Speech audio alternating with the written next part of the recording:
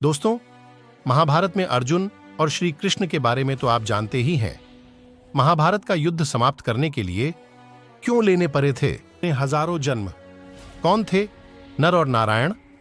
क्यों भगवान श्री कृष्ण ने पांडवों का साथ दिया था? क्यों भगवान श्री कृष्ण अर्जुन के सारथी बने थे?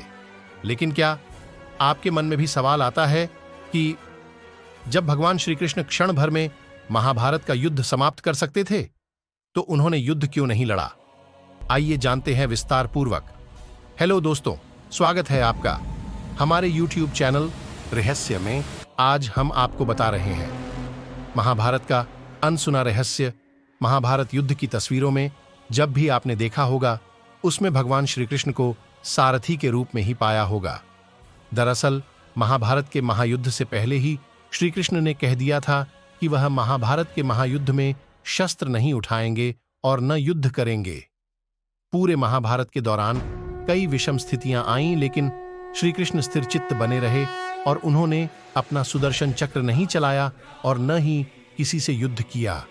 बस एक बार ही युद्ध के आरंभ में भीष्म की मनोदशा और इच्छा का सम्मान करने के लिए और अर्जुन को कर्तव्य का बोध कराने के लिए श्री कृष्ण ने रथ का पहिया हाथों में उठा लिया। ऐसे में अर्जुन ने श्री कृष्ण के चरण पकड़ लिए और श्री कृष्ण से रथ का पहिया रख देने के लिए कहा। सवाल उठता है कि आखिर श्री कृष्ण ने युद्ध न करने की बात क्यों की? क्यों खुद को युद्ध से अलग रखा?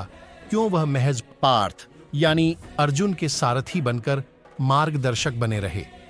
आइए जानते हैं इस रहस्य युक्त सवाल का जवाब। महाभारत युद्ध के इस रहस्य को जानने से पहले भगवान श्री कृष्ण और अर्जुन के पूर्व जन्म को जानना होगा। पौराणिक कथाओं के अनुसार भगवान श्री कृष्ण पूर्व जन्म में नारायण थे और अर्जुन नर थे, जिन्होंने बद्रिकाश्राम यानी बद्रीनाथ में नर और नारायण पर्वत पर तपस्या की थी। नारायण और नर दोनों ही भगवान विष्णु के अंश से ही उत्पन्न हुए थे, क्योंकि उस समय सूर्य भगवान के एक असुर भक्त दंबोदभव ने सूर्य देव की तपस्या करके उनसे 1000 कवच का वरदान मांग लिया था। इस कवच के साथ यह भी शर्त थी कि 1000 साल तपस्या के बाद ही कोई इस कवच को तोड़ सकता था, और जो भी इसे तोड़ता वह स्वयं भी मर जाता। इस वरदान को पाकर दंबोदभव अपने आप को अमर मान बैठा था और देवताओं और मनुष्यों पर अत्याचार कर रहा था। नर और नारायण को दंबोदभव ने युद्ध के लिए ललकारा। तब नारायण ने दंबोदभव से युद्ध किया और 1000 साल के युद्ध के बाद आखिर नारायण ने असुर का पहला कवच तोड़ दिया। लेकिन कवच तोड़ने के साथ वह स्वयं भी मृत्यु को प्राप्त हो गए। तब नर ने उन्हें महामृत्युंजय मंत्र से जीवित कर दिया और दंबोदभव से युद्ध करना आरंभ किया। यह युद्ध भी 1000 साल चलता रहा और नर ने असुर का दूसरा कवच तोड़ दिया। इस बीच नारायण ने 1000 साल की तपस्या पूरी कर ली और दंबोदभव से युद्ध करने लगे। इस तरह से बारी बारी युद्ध करते हुए नर नारायण ने दंबोदभव असुर के 999 कवच तोड़ डाले। जब अंतिम कवच रह गया, तब वह असुर सूर्यदेव के पीछे जाकर छुप गया। सूर्यदेव ने अपनी शरण में आए भक्त को नर नारायण से बचा लिया, लेकिन खुद को नर नारायण के शाप से नहीं बचा पाए। नर नारायण ने सूर्यदेव से कहा कि आपका यह भक्त द्वापर में आपके अंश से उत्पन्न होगा और तब आपको अपने पुत्र की मृत्यु का शोक भोगना पड़ेगा।